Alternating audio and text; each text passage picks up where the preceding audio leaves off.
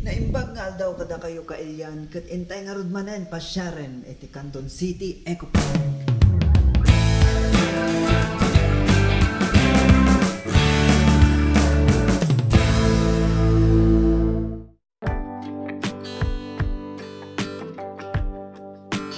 So pagkarating natin dito sa Eco Park, pupunta muna tayo sa registration area. Para sa mga pupunta dito, bawal po ang tricycle na bababa sa pasyalan, kaya pwede yung iwan dito sa registration area. So bababa tayo sa pasyalan. So habang bumababa tayo, may konting kaalaman according to the Republic Act 11407.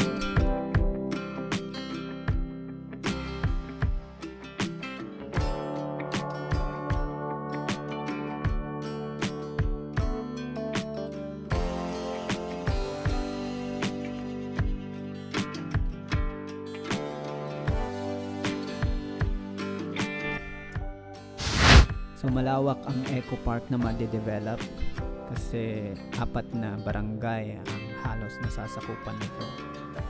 At inaayos ngayon ang Eco Park Road na nagko-connect sa mga barangay na ito. At ngayon nandito na tayo sa ating first stop.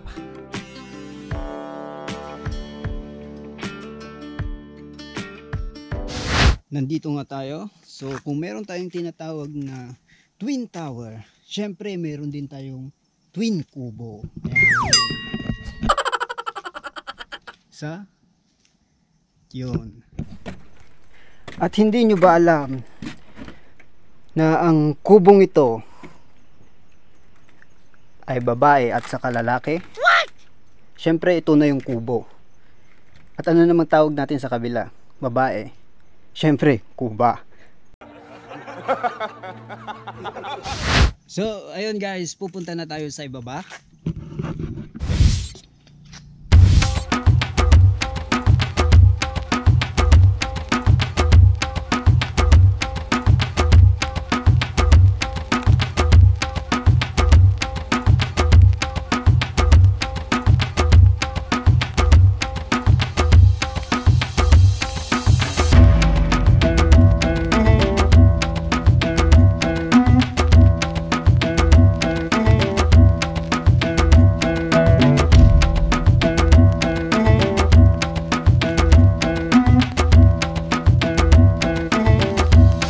So, nandito na tayo sa pinakamababang level ng hagdan na ito. At saka kung talagang gusto nyong magpapawis ay pwede nyong akyatin at saka baba, akyat baba kung gusto nyo talagang magpapawis. So, kung gusto nyo pang mas pawisan, pwede rin kayong umakyat sa bundok. Oops! Kaso nga lang, huwag kayong pupunta dito mag-isa. Ha? Baka kasi may iba't iba kayong maririnig. Tara. So, ayun, tapos na tayo sa ating first stop. Punta tayo sa second stop natin. Let's go!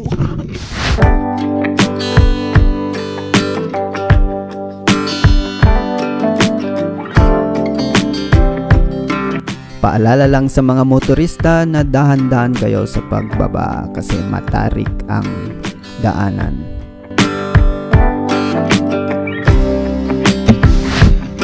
So ayun, no, nandito tayo ngayon sa kambingan at I think ginagawa yata yung kulungan ng mga kambing doon. So kakaiba tong mga kambing dito, mga ordinaryong kambing dito sa Pilipinas. At nakakaaliw din. Ayun.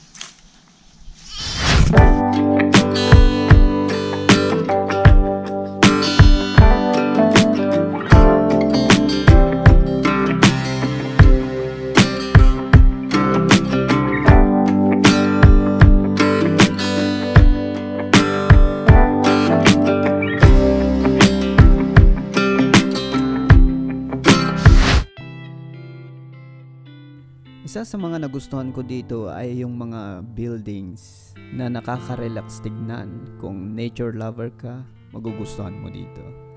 Ayon sa nagbabantay, isa raw itong kainan. Pero soon pa lang mag-o-open. Kaya tignan natin sa loob.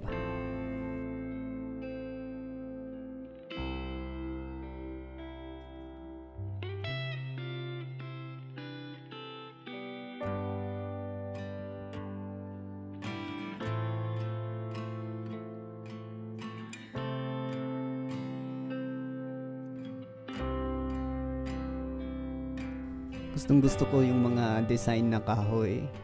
Yun. Nature friendly talaga.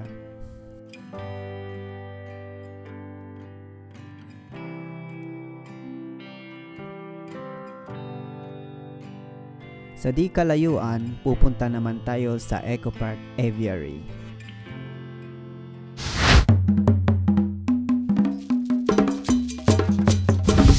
So, andito tayo ngayon at ating tignan ang mga iba't ibang klaseng mga ibon. Tara!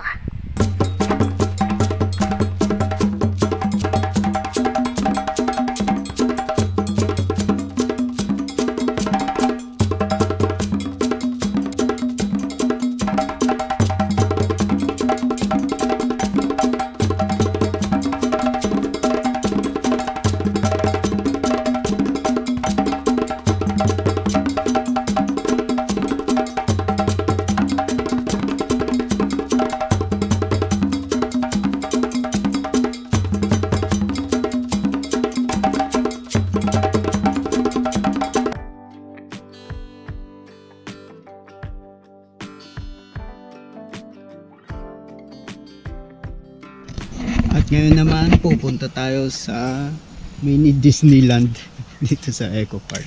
Okay ito sa mga bata. So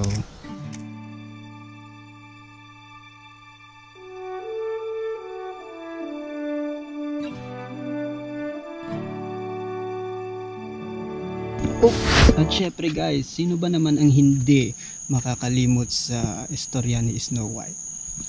Diba? Saka yung mga 7 dwarfs.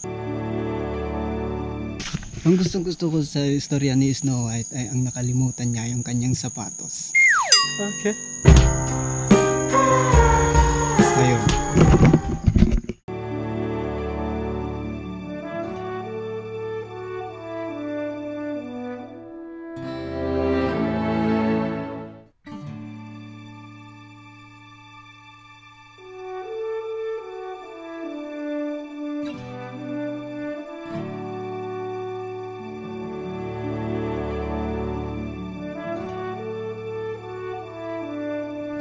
So ayun nga mga kaibigan, nandito tayo sa mini Disneyland ng Eco Park. Makikita nyo dito si Snow White. Siyempre gusto ng mga bata yan, mga Disney character. Maganda ito para sa mga family outing kasi yun nga. So pwede kayong mamasyal dito. And siyempre mag picture. Marami ka ring makikitang mga iba't ibang halaman dito. So pero sinasabi ko sa inyo, bawal mag-uwi ng halaman.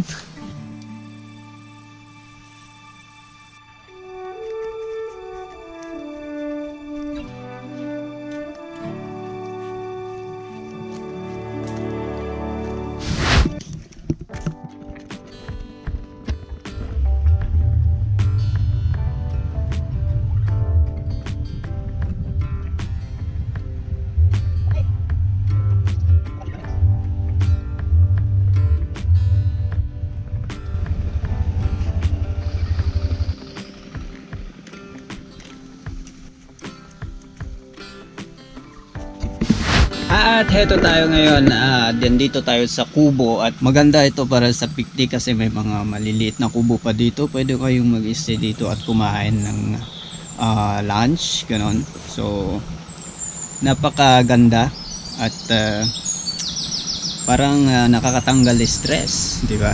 Marami talagang mapapasyalan dito at saka nakaka-relax yung surroundings. So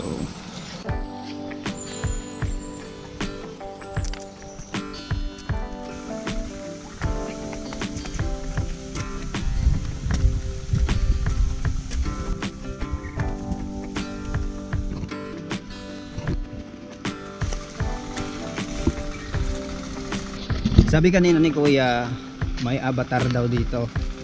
So, titignan natin.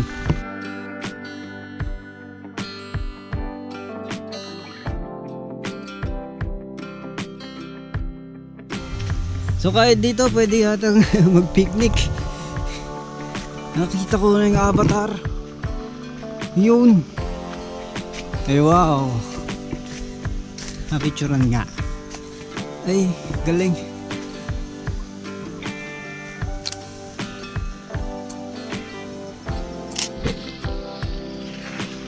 Yun, welcome. Ayun, may avatar dito. Oh my gosh. Yes. Ayun. Ayun, so pwede rin kayong mag-lunch dito kung gusto nyo.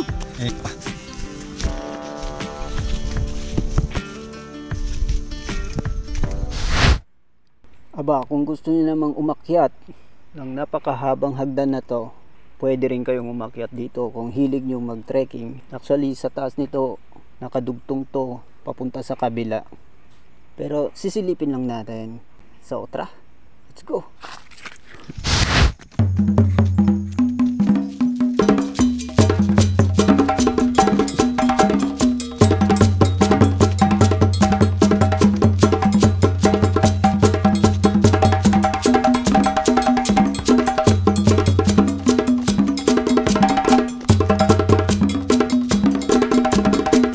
Grabe. Pagod na ako, sakit ng paa ko.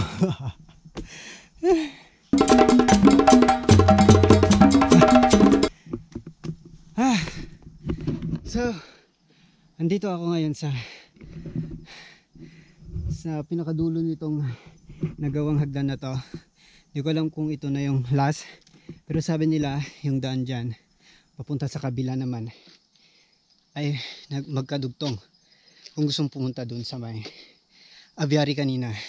I think doon yata susulpot yung daan, pero hanggang dito na lang tayo dahil hindi ko na kaya. Ayan, so I think ayun sa bilang ko hanggang 270 yata na steps.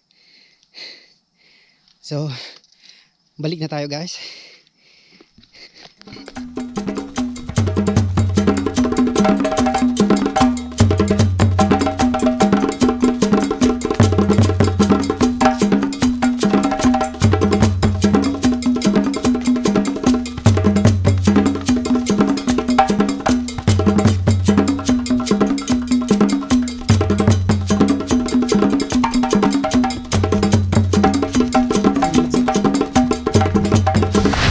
Ko lang guys na wag umakyat ng diretso para hindi sasakit yung paa nyo, okay? Dahil almost 300 steps yata yung so yun, so mag ingat lang. Pagod.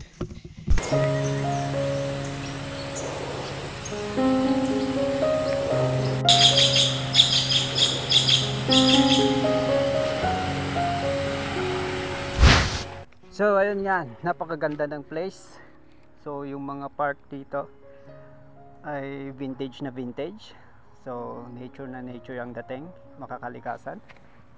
At saka yung mga building, medyo vintage look din. Mga malalaking nipa hut, hindi ko alam kung nipa hut ang pangalan ng mga yun.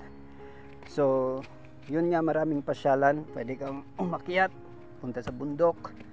Pwede ka rin masyal, tignan yung mga iba't ibang klaseng hayop. May mga ibon, may mga pony pa yata yun, at saka may mga pato rin.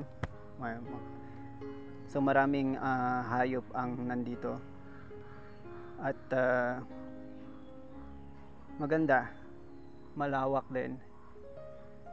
So maganda para sa family outing. So yun. Minsan meron pa dito yung mga nagpe-print up shoot. Yun.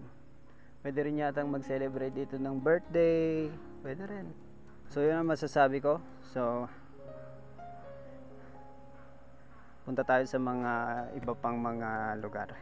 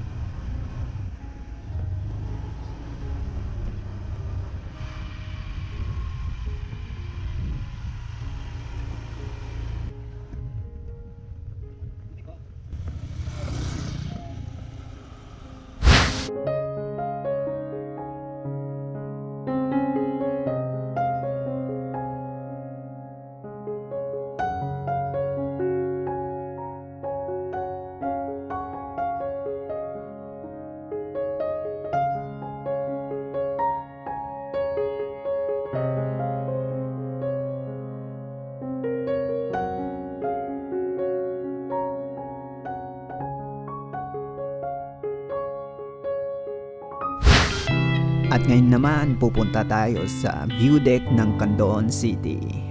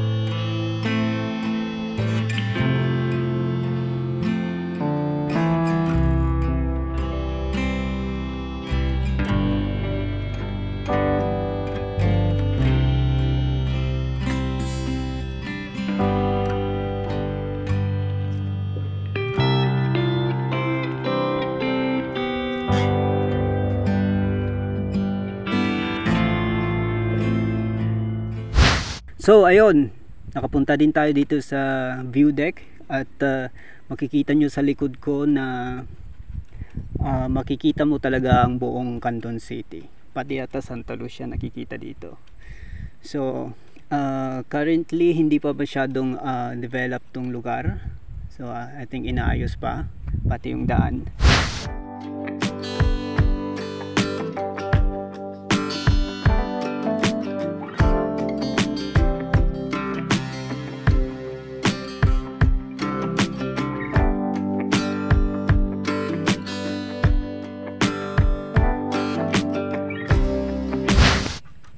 So hanggang dito na lang guys, at salamat sa panunood, at paki-share, like at saka mag-subscribe na rin po kayo sa aking channel, at ating lilibutin ang Ilocandia. Agyaman na klaunay kailian.